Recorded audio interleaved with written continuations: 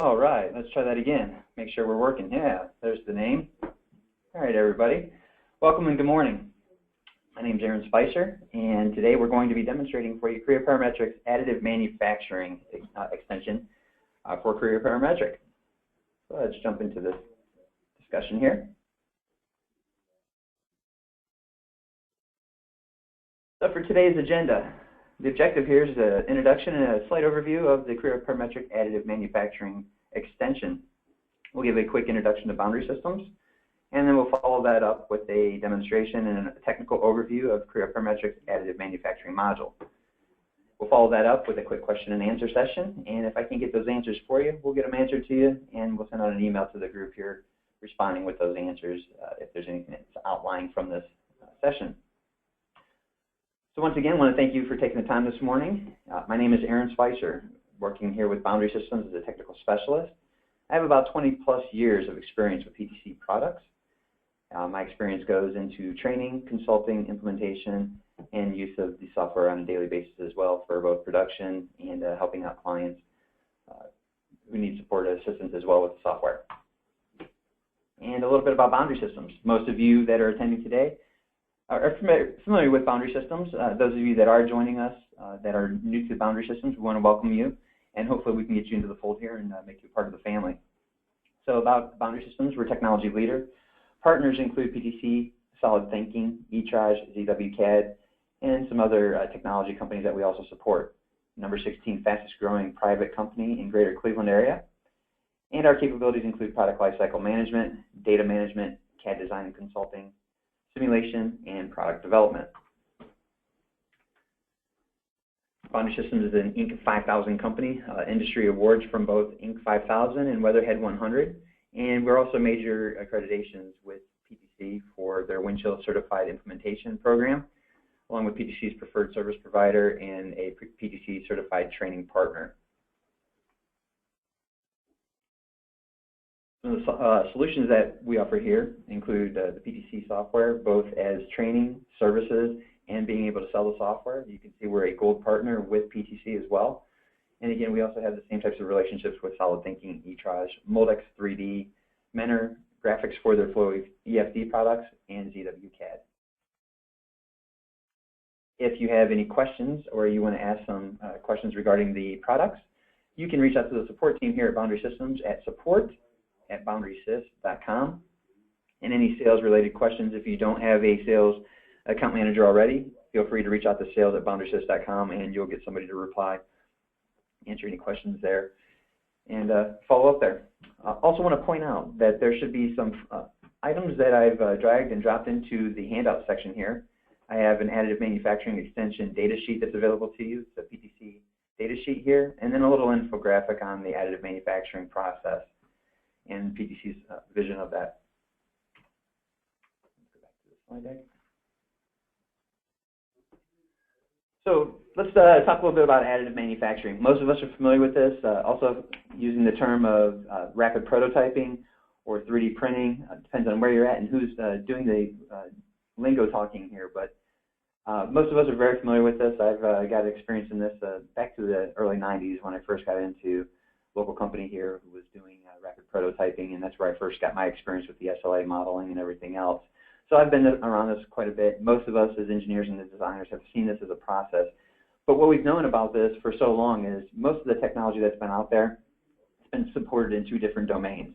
So we have our CAD side of it. We do all of our CAD modeling, get all of the parts set up and ready to go, and then we take that and we go over to the printer side of that. So we're going to a user interface for the printer, disconnected systems. So with all systems, and the way that we typically like to approach most of our Creo products is we keep everything contained into one product line here, and we have better control over those issues and making sure that those gaps that may find their way through there, any outliers for any issues that you may have, we've closed those up, bringing that interface and everything right in here into the technology and into the software.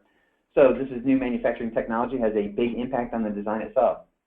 New geometries can be considered for manufacturing, impossible before additive manufacturing. So most of those components that we're out there trying to make, we're trying to stick to standard, strict CNC or manufacturing processes for how we're going to build those parts.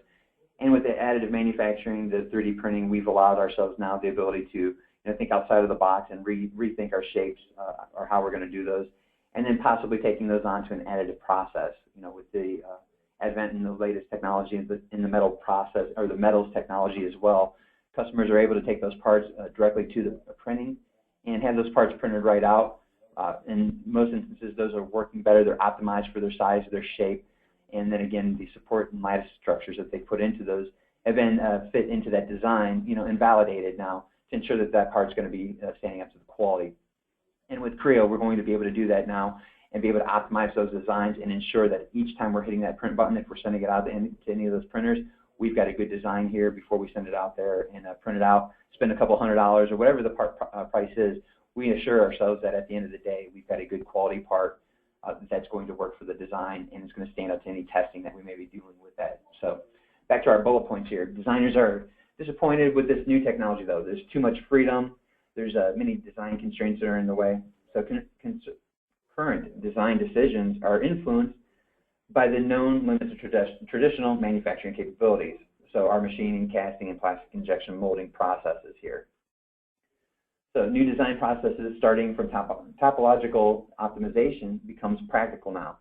So where we take our Creo parametric and we're then utilizing or taking advantage of, if we have it in place, a software like Creo Simulate, we're able to take our designs, build out the designs we want, validate those in the Simulate software before taking those on and printing them out or sending them off to manufacturing.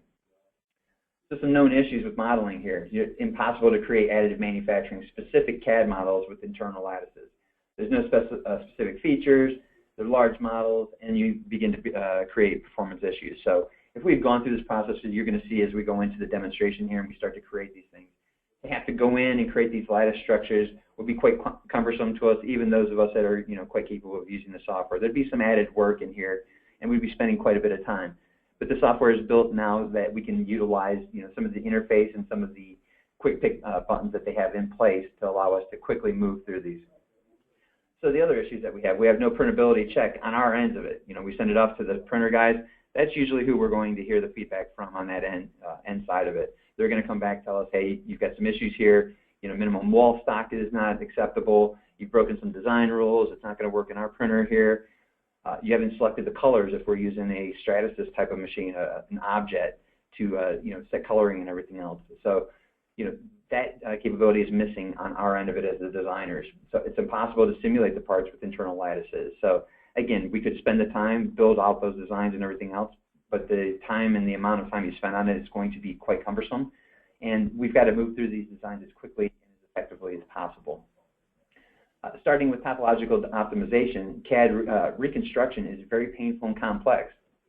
So then you move over to the 3D printer domain. So you got the CAD models are an exact representation, are converted into tessellated models. So you've got an approximation of your model, and usually we're seeing that in an STL format. And then it's manipulated by your 3D printer and the 3D printer interface, whatever it is that you're using to optimize those designs on your print beds and in your printer systems. So in many cases, another piece of software is needed, intermediary software to prepare the files to be printed. So that's to allow you to ensure that you've got a watertight setup here, you've got correct normals, and any assigned colors are all done. So you're using a separate interface there to do that type of stuff. And in some instances where the user interfaces do not have the capabilities, you're going in and optimizing those designs with a third-party product to do that, third-party software there. And then each 3D printer manufacturer can have one or several software applications to drive their 3D printers. So you can see there's a lot of disconnected systems as you go through this process. And, again, there's room for error as you go through this. So let's talk a little bit about the additive manufacturing, the 3D printing processes. And we're going to cover 4 areas in this as we go through this. We'll talk a little bit in the 5th element being the user interface as well. But we'll talk a little bit about the lattices, lattice optimization, tray assembly, and then nesting the parts as well. So here's a general overview of the PTC Creo additive manufacturing addition to the software. And most of you, if you've not seen it yet, this is a new add-on module for Creo Parametric 4.0, and it's available right now in the F000 build of the software. I've had the software here, and we've been trying it out since around December. It's got a few nice features inside of it for the printers that are available, and PTC is planning on building that out. But as you can see here, we have several items that are listed here for what's being covered currently on 3D printing model technologies here. So you can see we've got high order of facets, tray assembly, 2.5D and 3D lattices structures that we can create. We have 3D printer connectivity, so we can connect to several printers right now. And right now, the printers that are set up are the 3D Systems printers that are attached to the Sprint interface for the design optimization software and print bed optimization. You can use that technology. There's a few printers that are listed. We could put a list together and post that to you. We'll send that out in a separate email here. But then also having the ability to use a software like GrabCAD and taking advantage of the Lattices printers as well. So there's a few printers from Lattices that can get into this, and 3D Systems. Now, I do want to mention that as a caveat here is if your system is not connected to this currently, you can look forward to some additional updates coming from PTC where they will be working with the different vendors here to make sure that their printers are in here and there's an interface in place. Otherwise, we will have the ability that once we've optimized these designs, we've gone through and we've run through everything in Creo, if we have the additive manufacturing extension here added into our software, we could get those ready before we send the STL files or before we get that optimized design ready to go out to the printers. We can have those and then we can send them over there in the STL format, then bring them into the interface on that printer and start to get those laid out properly in there. So some forward thinking here, the future of what they're going to be looking at, some more NC capabilities here, inspection and mold capabilities for this, splitting large parts as we go into this process as well. So get the large part volumes, parts not going to fit on the print bed, being able to use the user interface and the additive manufacturing side of it to split those parts and optimize them for printing capabilities. Also having the multi-integrated material capabilities of printing, again having some different design optimizations there for the materials. And we'll move further into support structures and optimization for those support structures, again, in future builds of software. A little bit on the Creo 4.0 and beyond, 3D printers connectivity here. So we're broadening the ecosystem, bidirectional exchange of the information between PTC Creo parametric and the 3D printers. So from the printers, some of the capabilities here, starting with the printer, you're going to be able to select a 3D printer from the list. There's a section, once you've connected to that 3D printer, if they're in the user interface, you'll have the ability to open up and select from the different materials that are available for that print bed and that printer at the time, what's optimized and running in that machine. You're getting live feedback from that software. You understand what's going to be used in that machine at the time, and you can make your proper selections and make sure everything's ready to go when you hit the print. Instead of printing it out and figuring out, oh, I had the wrong material in there, you're ready to go. You can just select the material, optimize that part for that material. Next one here is going to be finished. We'll set a glossy or a matte surface finish to the printer as well.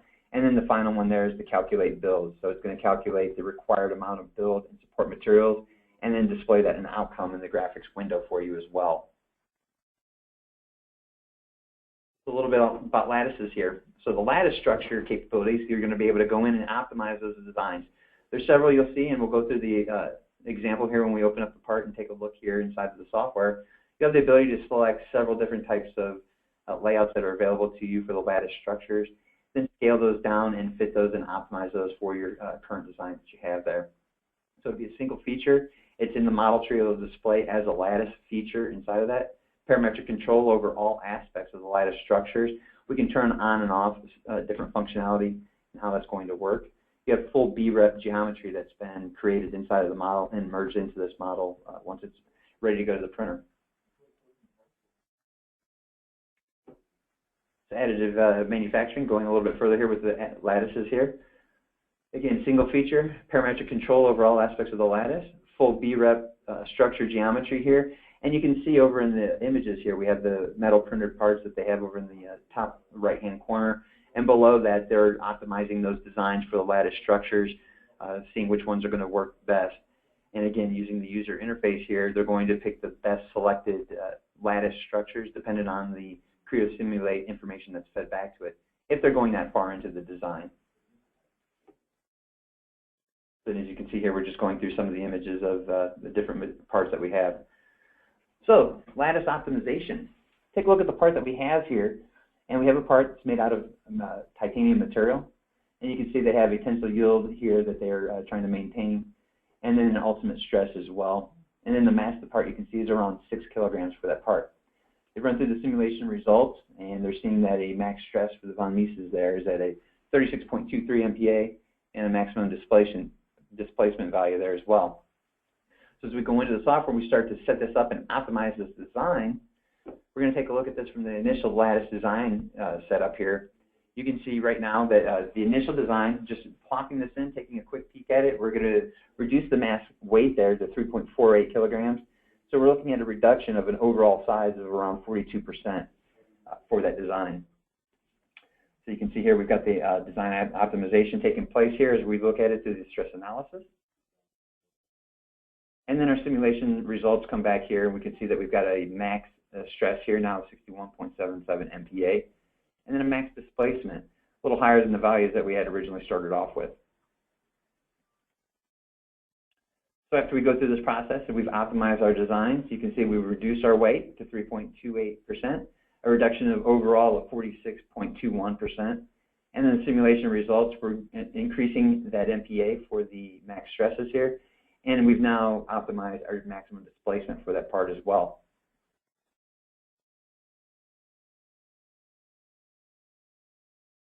Tray assembly.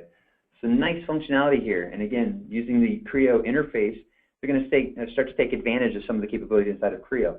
We'll have the ability to use some of the assembly functionality to put our parts into the beds here. We also have the ability here to optimize our beds. Put in several parts, hit the optimization of tray.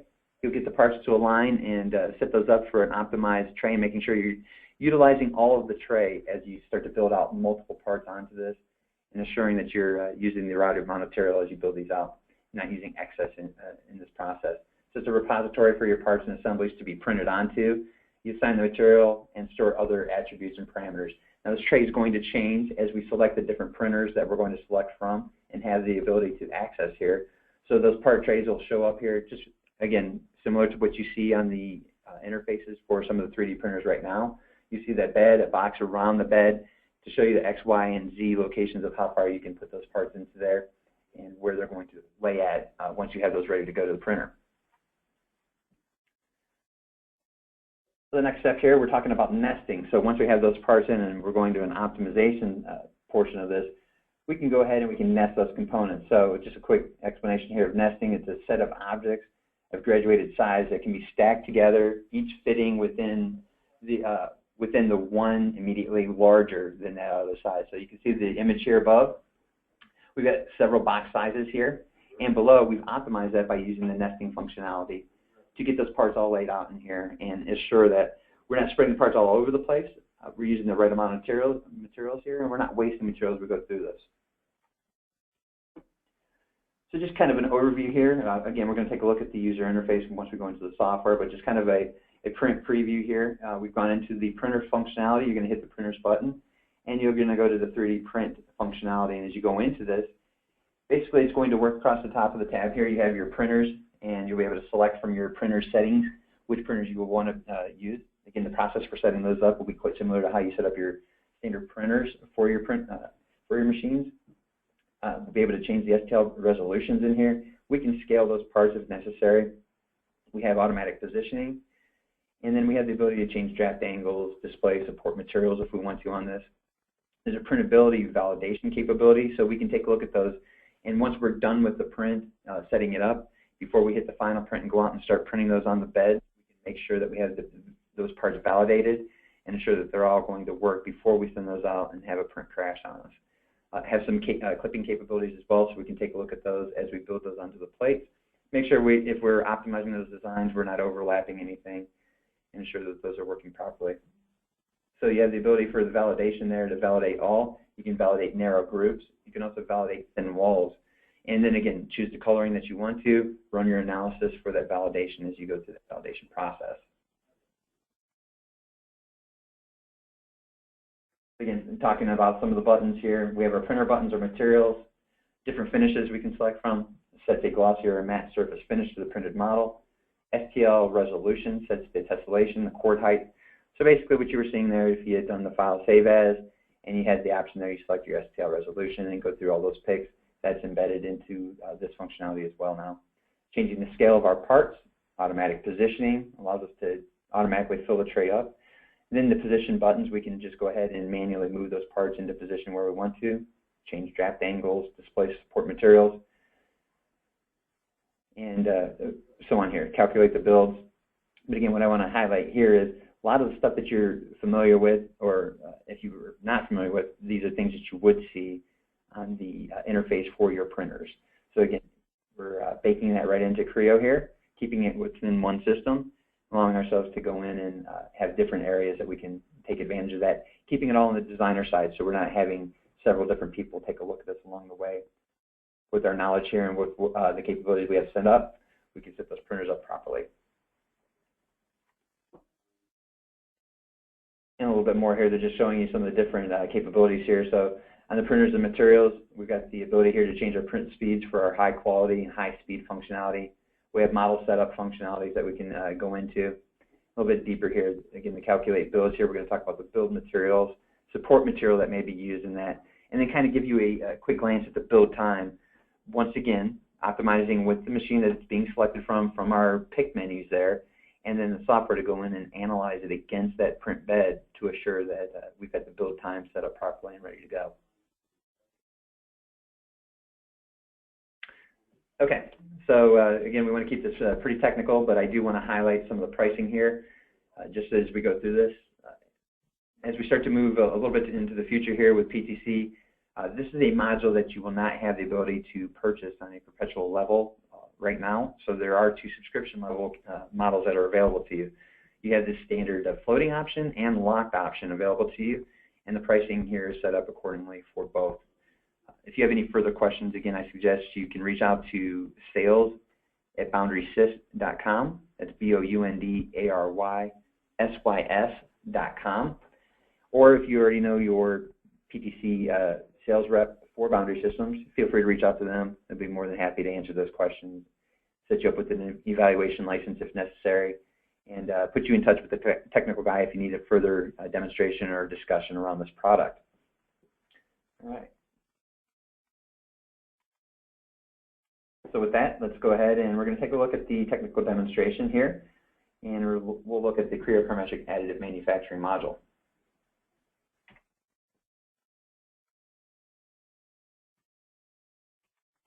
All right, so what I have here is a simple part, and we want to optimize this part for design and manufacturing in the 3D printer world here for additive. So what I've done is I've pulled the part in, and I can see, you know what, this is going to be a pretty thick part. Let's take a look at this from an analysis standpoint. You can go ahead and look at our match properties for the part. Let's do a quick preview, and we can see that our part here is going to be about 2.64 pounds for those parts. So that's a lot of material, and if we're looking at a 3D printer and the material costs that are involved in this, not really one that we want to send out there and have a big glop of material that we're putting out here. So being we have the capabilities to do so, let's optimize this design and assure that we're going to be able to print this out. It's still going to function the way that we're looking for in this process here, but we want to be able to have the ability here to go ahead and optimize this and get these materials out and still have it functional at the end of the day. So I'm going to go ahead and go to my model tab here. I'm just going to start out with a quick extrude. Spin my part up, and I'm just going to remove the material here. So we've got a thick wall section, a very thick part, and I just want to remove this material here. I'm going to select project, and I'll select the loop face here. Again, just we want to get through this as quick as possible. Just take a quick look here, and I'm going to go ahead and go through all. Check out that. So we've taken that material and got rid of it. Well, now what we've done is we've removed that material out of this part, but we've weakened the structure of what we've had in this place. So what we want to do is we want to add a lattice structure in here to kind of make up for those spaces that we've now removed here. And again, the point here is optimize the amount of material we're using, but we also want to maintain the structure of this part and ensure that once we take this out and we use it for the prototyping systems that we're going to be using it for, that it's still going to hold up and it's not going to break on us as we go out to print it. So you're going to find this functionality. Again, this is an add-on module for Creo, so there's no tab or anything to select on here, but the capabilities will become available to you as you add that new licensing to your software. So as you can see on mine here, I'm going to go up and show you two examples. Start at the top here. I'm going to go to my File tab, and as I highlight over Print, again with this capability, the Additive Manufacturing, I have this as a rep license. I've got the capabilities here to prepare for the 3D printing and then order the 3D print as well. So there's online services that we can tab into here, and connect to and print those parts directly to any of those services that might be available to us over the web. So I'm going to go back to the Model tab here, and let's take a look at in the Engineering group here. So in the Model group, over in the Model tab, Engineering group, I've expanded the tab here, and you can see down at the bottom we have Lattice that's available to us here. We'll go ahead and pull up the Lattices here. And as you can see inside of Lattice, we're going to open this up, and it's going to optimize the part, pulls it up, gives us a preview of the part that we have in place. And across the top here in our dashboard, we have the capability for our Lattice type. Hold on tabs, and you have capabilities for 3D and 2.5D right now for those. We also have the ability to span this from the Z, X, or Y axes. We can set this up as a rectangle, quasi-radial, or a herringbone type of effect for the Lattice structures as we create this here. And then also the ability to do this as a simplified or a full geometry. You take everything into effect. And once we start to place this lattice into the structure, we're going to have a scaling capabilities here. So we can half scale it, we can 2 times scale it, build up those structures whatever way we're looking for in this example. So as you can see here in the dashboard, we have several tabs available to us. Just quickly talk you through some of these here. We have our References tab. This is where we're going to pull up, select our building surfaces for creating this structure. The next tab here is the cell. So as we start to build these out, the first element we're going to create is our first cell, and it has the abilities to size that cell. Set it up into X, Y, and Z, set up any skewing angles, change any radiuses that we want. We also have the ability to get rid of any dangling beams. And if we have a model here where we've got to have the ability to, we want to optimize the design and we're putting a lattice structure in there, have the ability to be able to drain that out if there's any liquid material if we're using an Escalate process or something like that. You don't want that part to, once you've encapsulated everything and you have it optimized for your design, leaving any liquid material left behind in there. So we've got the ability to turn it on here and turn the, create basically a void where we can have it remove the material and drain out of the part after the part's done. All right. Have some beam capabilities here. We can change the beam structures for these. Density of the materials as we go through this. And then any properties, change our names, whatever we're going to do in here. I'm going to start out with the basic design here. And I'm going to need to select some surfaces where I'm going to box this in. So I'm going to build a lattice structure where we just removed all the material in here. So I'm going to go ahead and I'm going to highlight over it, pick from a list here, and I'm going to select my intent surfaces. So I'm going to have it bounding inside of here. Select OK. Select that top surface as well to have it rest and be nested inside of that. So I get a preview of the part of what we're looking at here. Go ahead and I'm going to half scale that. Let's do it again. You can see I've got my part in here for the design. And I'm going to go ahead and just give it a preview, see what it looks like inside the part. Back up, go to.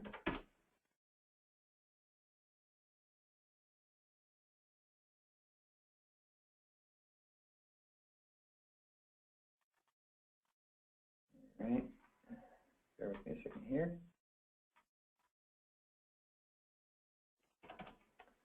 Get that scaled, go through here.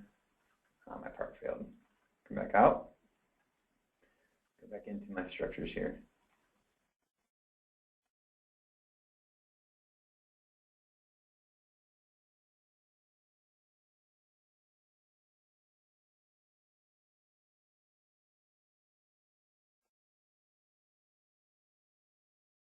Got my scaling all set up, ready to go. Of course, a few issues there.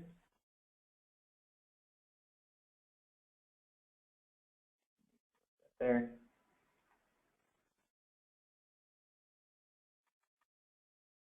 Of course. So once we've gone through and we've made our selections on those, set up.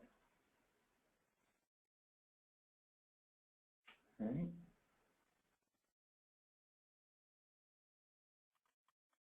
Structures in here. Let me change this over here to show you the different types that we have here. So we've got the abilities, once we have those, the different structures that we have here, I mentioned before, we've got the rectangular, or the regular, excuse me, the quasi-radial, and the herringbone effect here. And again, we can scale these down.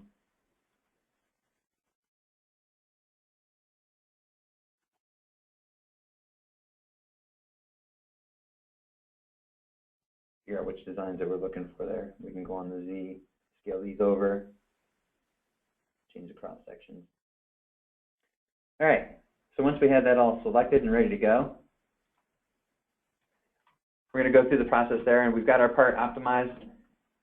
And what we'll do is we'll kick that off to a Creo simulation portion, get the feedback for that part, open it up inside of that, and take a look at the optimization as well. The next thing I want to show here, I'm going to open up another part. Go back into this part here. And what I'm going to do is I'm going to go over and we're going to select on print capabilities, and I'm going to go ahead and go into the prepare for 3D printing functionality here. As I go into that, I get a print bed preview that's now available to me. And we can talk through some of the button functions up across the top here in our ribbon. So you can see here we have the printer capabilities, and as we add these in, just like we do on a regular, on our PCs when we add printers, we've got the functionality set up for the 3D printers that are available to us.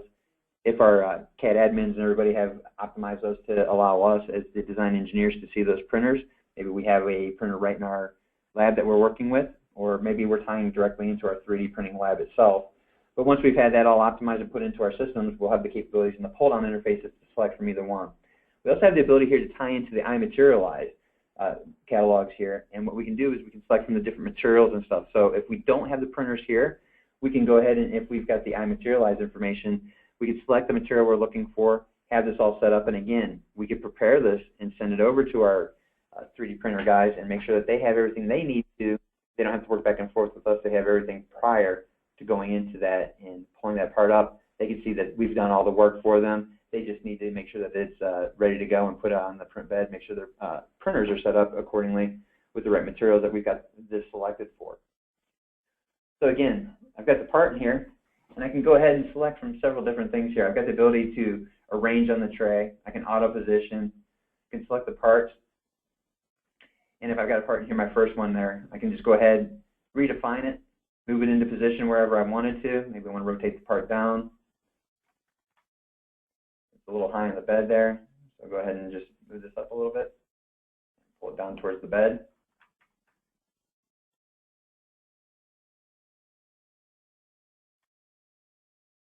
All right. And also you can take a look from the placement window here and set those things up accordingly. So basically, using the same functionality that you're going to inside of your assembly mode, inside of Creo Parametric, we'll have those capabilities inside of the user interface for the printer as well. So the next thing that we're going to do and show you here is, once I get that part all laid out, I'm going to go ahead and I'm going to auto position this part. So we'll show you the auto position, and you can see it's going to put it over in the far bottom left-hand corner of that print bed and snug it right up to the edges there as close as possible. And I'll spin that around. You can see it's left a little bit of a gap there, but we assure that the print head can get over here and reach every part of the, every portion of this part as it's getting ready to print it out. All right. So I also have the ability, again, this is Creo, so we can show you inside here we have the part. I can family table this. So I can nest this inside of here, right? I can optimize this, set up for how many, what I'm going to space this as, get my spacing all set up here, and do a fill pattern. Let's take a look at the fill pattern there. That's not going to work out too well. Those are pretty gapped up there. I'm going to go ahead, just reselect these. Go ahead and delete those out of there. Still left my one part in here. Now you notice over here as it did this, we used the pattern functionality. However, it didn't leave everything in a pattern group there. It left them as individual components. And again, that's more of going out to the print bed once it goes out there. You know, that capability is not a portion of the 3D printer software on that end of it, but it allows us to populate the parts. So the patterning portion of that just simply lays all the parts out inside of that, in that order there. So the other capabilities that we have, I'm going to go ahead and lay out a couple other parts in here. So I'm just going to go ahead and just quickly drop some parts in here. Turn these around. I'm not going to worry about how these are set up right now. Just want to populate the print bed with some. Put this base here. All right, this part here. You know what? I know I want to put this part up in this direction here.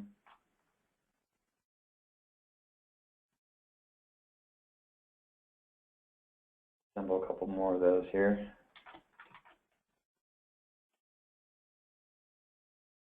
Again, I'm just going to kind of Save these in here. All right, and let's just go ahead and assemble one more. I'm going to show you two things as I do this here. So again, I've got the parts laid out here. Check this off to complete it. And the first one I'll show you is, so I've got all the parts here just laid out. I want to just kind of auto-position these components and take a look at them on the tray. And their current layout's the way that I have those. So we'll go to the auto-position here. And you can see it nets those up next to each other, each one of those parts, and assures us that we're laying those out there. Now again, in certain instances here, we know that if we're going to be laying these parts in this orientation, that we're going to have some support materials that may not want to account for, more material that we're going to be using in this printer. So again, having the ability to just take a look at that and see that in that print bed layout, I don't send that out to the printer and then come back and decide later on that I have way too much material that I'm using on that. I can then go in and optimize that, make sure that I've got that set up properly. So the other thing that I can do inside of this, I can change the model appearance colors. I have the ability again to nest those components. So if I want to add in more of these components that I have already, nest out what I have in here and select that and set those up properly using the pattern functionality. I also have the ability, I can use notes inside of this section here. So I can set up just like I do inside of Creo. And those of you that are familiar with Creo View, similar functionality here for creating a note. So we've got the note functionality for unattached notes. Maybe we want to note, hey, be aware of this as we're printing this out. This is a pretty thin area. We just want to make sure that as we're sanding these parts or getting them post-process that we don't break anything in this. So very nice functionality, brings it to the attention immediately of the 3D printer guys. They can jump in and make sure that they're looking at those notes before they hit the print, or at the end of the day, they know that they need to make sure that they're aware of that before they go into it. And again, from this functionality, we still have the ability, if we're in the print functionality, to do some measurements. So we can check the volume of parts, distances, measure different elements there. Then you look over at the capability here in the analysis. We also have the printability validation. So we can validate thin walls. So we can select the parts that we want to select from. We can evaluate those. And we can see that we've set a minimum wall thickness here of 0.7, but it's telling us right now in these shaded areas where they've got it highlighted, we have a wall thickness of 0.125 millimeters. Let's just round it out there. So we would want to make sure that we're aware of that. It's going to be a little bit thicker than going to be necessary, but we're well within the tolerancing for what we're looking for on that wall there. All right.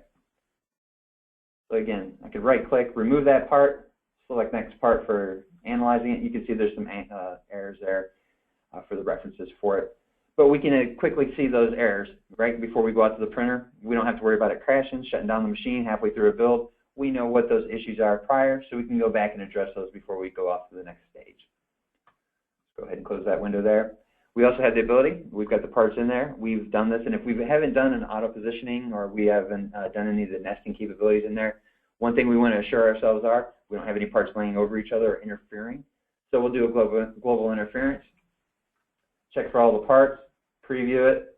You can see we have nothing that's going to give us any issues for this capability here. We'll go ahead and select OK. And then once we have the printers, we don't have a printer selected here. I'm going to go ahead and take a look at the printers list. You can see that we just have a PTC generic, X, Y, and Z axes that are available to it, and then the iMaterialize database as well. So we got the printer there. Once we have the proper printer selected, we could add 3D printer appearances. So if we're going out to a Stratasys object type of machine, we have the ability to select the menu here to show the different materials that are available to us. I don't have a 3D printer connected to this currently, so don't have the abilities to show you that user interface from this standpoint. But you do have that ability to change those colors here. We have the surface finish capabilities, again, depending on which machine you have, and if you have the ability to switch between a matte or a glossy finish, those capabilities become available to you. And again, these all highlight and open up once you have the proper machines selected and the capabilities are tied to that functionality. And then we can, once we have all that selected, we can go ahead and calculate our builds, get a preview of all of our support materials that we may have in here. And then the final functionality there, I can do a print preview. You can see the print bed here. And I also have the ability here, I can tessellate the models from this menu, set up my tessellations, get everything inherited from the chord heights and all of this, have this optimized there, apply that and ready to go. Again, if I'm going out to another machine, I can go ahead and tessellate those models right within our user interface, have that ready, then I'm saving out that file format. I can take that over to my printer, drop it off to my CAD or my print guys. They can import that into their equipment, and they're up and running. I also have the ability to do some clipping in here, and then I can show the support materials. So let's go ahead and quickly show you here. Turn on the display for support materials, and as you can see, it's highlighting. So I mentioned that earlier. I have these parts turned sideways. Well, it needs something to support the walls in there. So it understands that, you know what, these parts are laying this way. We have no wall structures in there. We're going to have to put a support material to get up to this next level here. So it's analyzed those parts, and it's suggested that this is, or it's telling us this is where it's going to put those support materials. All right, and as the parts change and move here, we can see where they have those materials at it. Other thing you'll notice here, these components that I have over on the end here, it hasn't put those flat to the bed. So it's stacked those parts up a little bit, and it has put a little bit of area under here for the support materials. All right, so those are standing up. Those will be materials that will have to be post-processed, whether you're soaking those materials or you're responsible for cleaning up those parts and, you know, breaking them off by hand, or, you know, sanding those off to get rid of all the little points where those are going to be standing up there. You can at least see where those are going to be at before you get started on it. Again, this is really nice for the end user or the guys that are going to have to post-process this at the end. They get this preview. They can see, you know, what's live geometry. So if you've got a complex part and they need to go in there, you're worried about them taking those, breaking off those components, take a screenshot of this or leave this up here and, you know, give them the ability to take and view this information. They can pull in there and say, oh, you know what, that's an actual feature on the part. Let's be real careful as we're breaking those off. We've highlighted those again. Visually, they can see those, recognize it, and assure that they're not going to break those components and have us, you know, go back out and have to print that. All right, and then I'll return to my tray here. So that's a quick general overview of the new additive manufacturing technology here and the extension. I'm going to go ahead and open it up now. We're going to take a look at any questions and answers or questions that you guys may have. See if I can provide any answers. So should be able to open this up.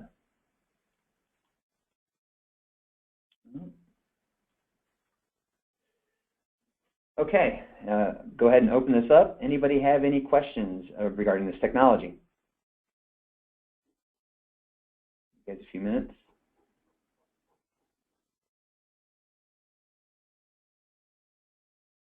No questions?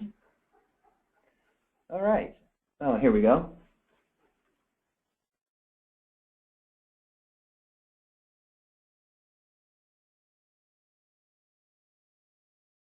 The question here is, what is the control and interface for the specific materials of the support material here?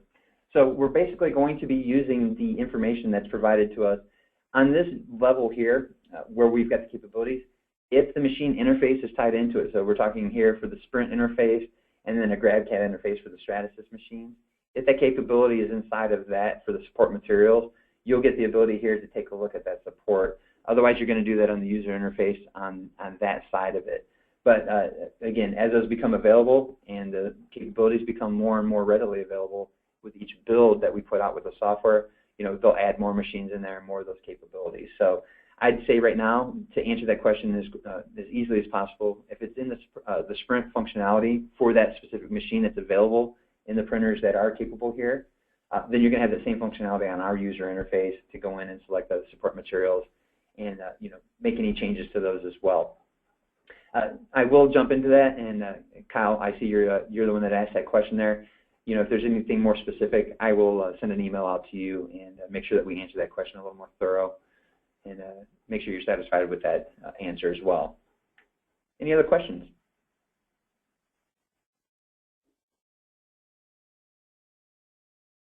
I'll give it another 15 seconds, see if any other questions come in here.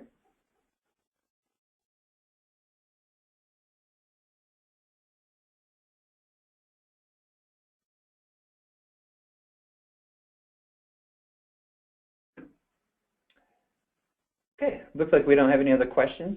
However, if you do have any further questions, feel free to email us at support@boundarysys.com. We'll get those questions answered as quickly as possible. And if you've got any other questions on the sales side of this, or you'd like to see a further demonstration, I'd suggest you reach out to sales@boundarysys.com, or you can go ahead and reach out to your account representative for Boundary Systems. We'd be more than happy to set up that time to come out and either do a live demonstration for you, or we could set up another web demo and deep dive a little bit further into this technology. So that's a general overview of the product. Quickly taking a look at the software and its capabilities. Thank you for your time this afternoon, and if you've got any further questions, we look forward to hearing from you. Otherwise, be sure to tune into our YouTube channel, take a look at the other videos that are available to you out there. We have quite a few webinars, and then pay attention to our weekly webinar sessions that we have here. Look forward to seeing you guys again and discussing this product further with you. Have a great day, and thank you for your time.